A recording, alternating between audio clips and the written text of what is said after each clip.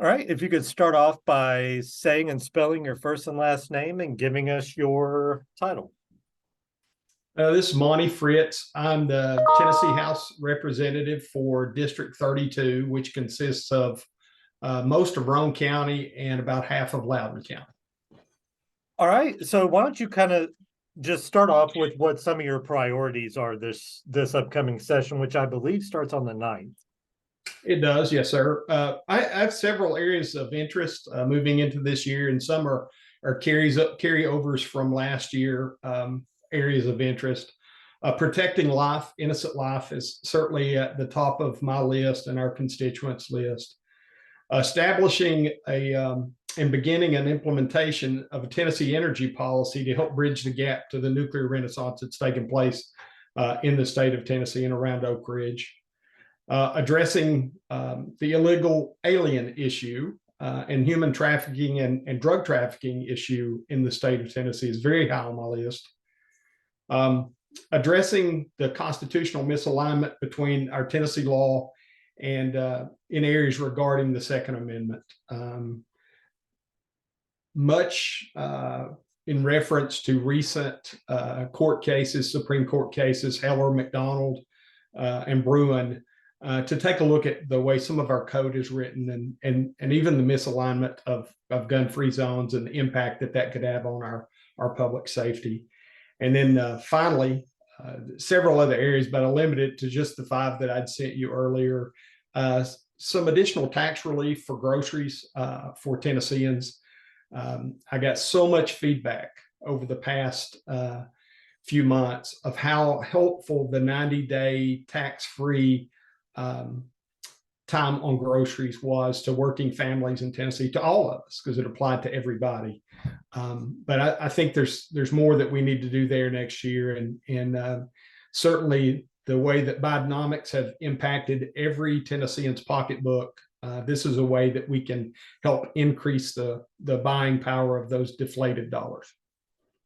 All right, so one topic that you just talked about, that I like to bring human trafficking up, because I feel like because of movies and TV shows, there's kind of a misconception of what human trafficking actually is. I feel like because of movies and TV, people think of people being stored in like storage units or semi trucks, but it could be something as simple as forcing somebody into prostitution. Can you kind of dive into the issue that you're seeing here in Tennessee? Absolutely. And I'll go back to a few days that we spent on the Texas border, myself and several of my peers in the Tennessee House and Senate, spent down in McAllen, Texas in July of this past year. We really wanted to go down and just see if what you saw on television and certainly in other forms of media, the movies and all, how does that align with the reality of a Texas border town? And I will have to tell you, Justin, that it's much worse than what you see on any of the reported news sources most of the time. The language that the Texans there used as they explained the problem to us was just a lawlessness on both sides of the border.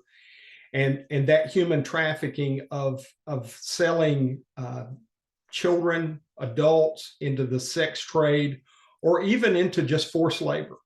Both are immoral, unconscionable, wrong things to do.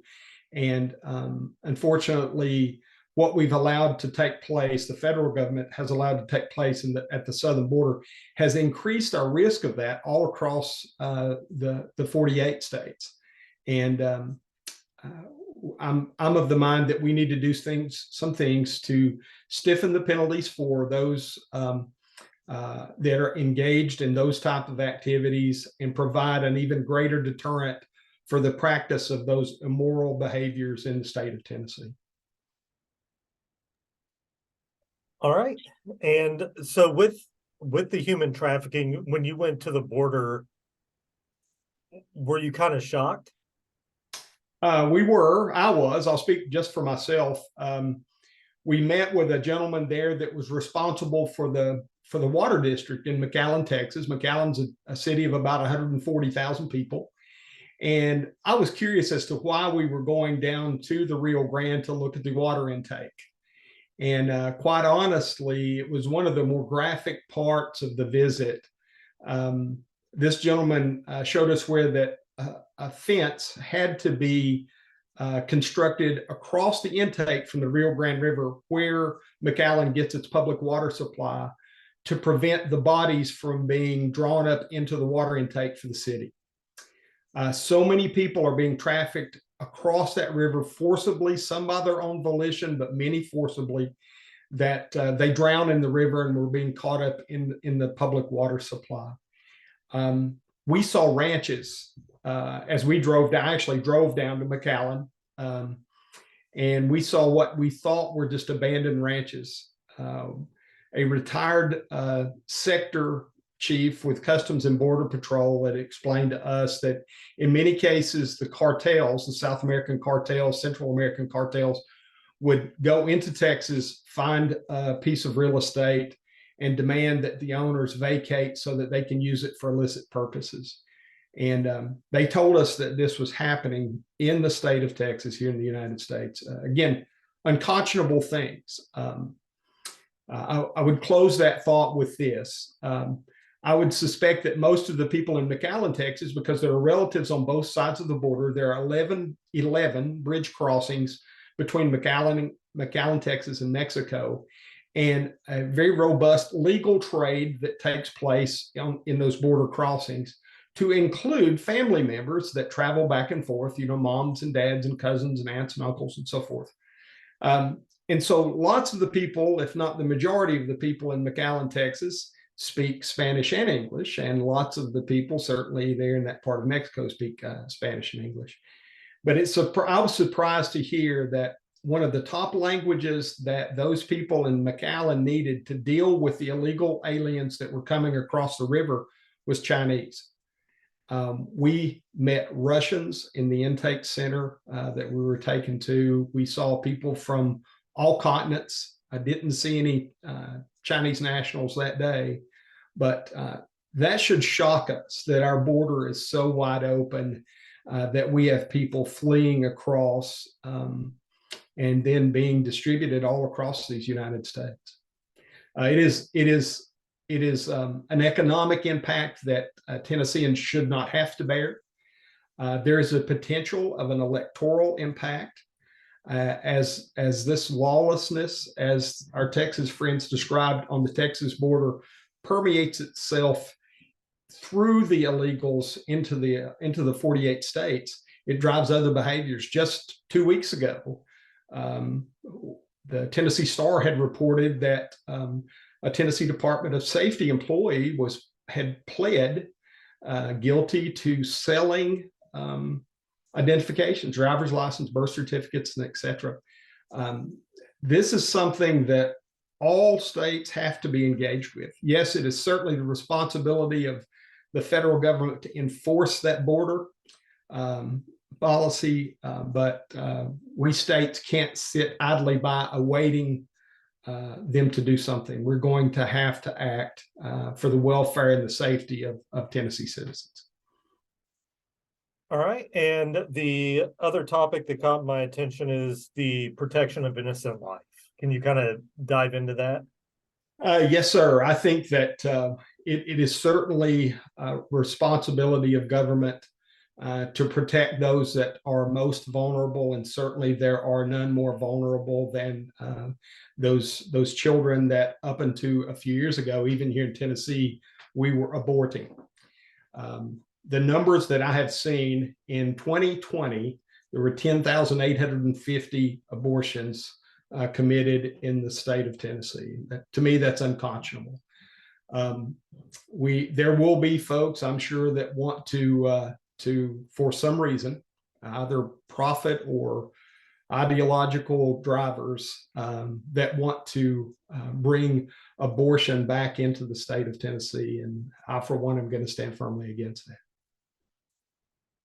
Okay. And then finally, tax relief on grocery items. How important is that for Tennesseans? I think it's tremendously important. I think I personally think that sales tax on groceries is a regressive type tax. I think that I got so much feedback from my constituents about how helpful that was. When you think about it, The the state of Tennessee for 90 days had the tax-free holiday on groceries, and that was all tax. What we, myself and others, are looking at is an ability for us to pull back the state portion of the taxes, the state portion only, and that's 7%, on certain grocery items, those basic foodstuffs that all of our families of all economic ranges, of all locations benefit from. Because if you remove that for a period of time, what you've basically done is taken $93 of buying power and increased it to 100. And I think certainly with the impact that inflation has had on our economy over the past 3 years, this is certainly a measure that we could take to help all Tennessee families, but especially those Tennessee working families. And it goes back to our previous topic. Those basic foodstuffs and the ability to provide them has the greatest of impact on young families. And so I think it's important for us to address this issue, and we're certainly going to offer some legislation that would help our Tennessee families there. All right. Was there anything we haven't talked about that'd be good for our viewers to know about the upcoming session? I think that I'm excited. I'm new at this. I'm a first-term representative. Certainly, our Tennessee energy policy is another item that's high on my list. We have, due to some policy actions, again at the federal level, we found ourselves unable to produce enough electricity to satisfy our own needs within the state of Tennessee. And that's not an economic growth favorable position to be in. So I think certainly we're the cradle of nuclear energy. We have that Oak Ridge advantage.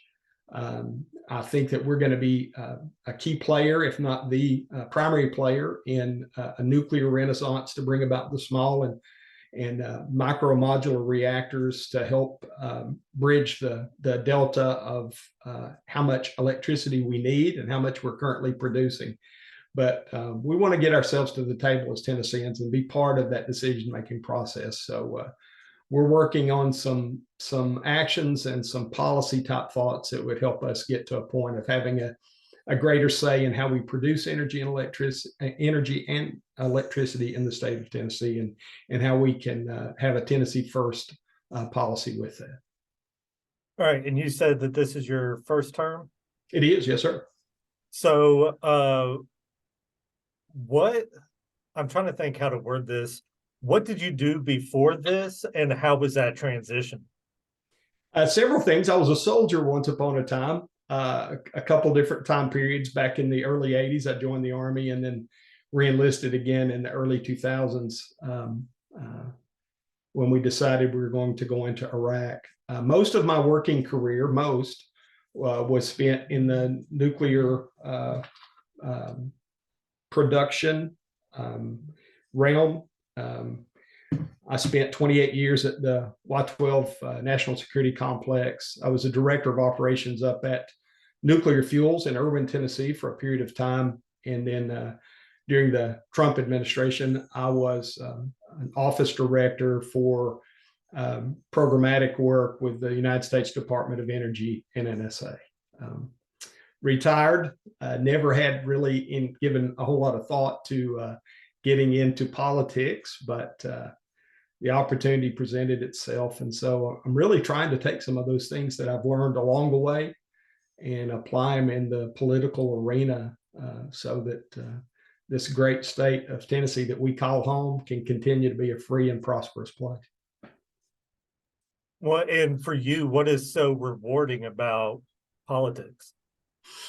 A couple things. I've met lots of just really good servant-hearted people who want to, be servants to their communities, to their districts. That's been so encouraging. I don't know that I had fully expected that in all cases, but it's been an encouraging thing. And just being a retired person, this is really all I do now. It's a rewarding thing to answer the phone from a constituent and be able to provide them help or help them navigate through a situation. and to be a voice for our children and our grandchildren. Because really, at the bottom line, as our Declaration of Independence captures, we're all familiar with the life, liberty, and pursuit of happiness portion, but it's that next few words, I think, that's the most fulfilling. And our Declaration says, and to secure these rights, governments are instituted among men, deriving their just power from the consent of the governed. And to hold that responsibility is both a weighty and a rewarding thing to get to do. So I'm grateful and honored to get to do this. All right, so that's going to do it for my question. So I'm going to hit the stop button really quick.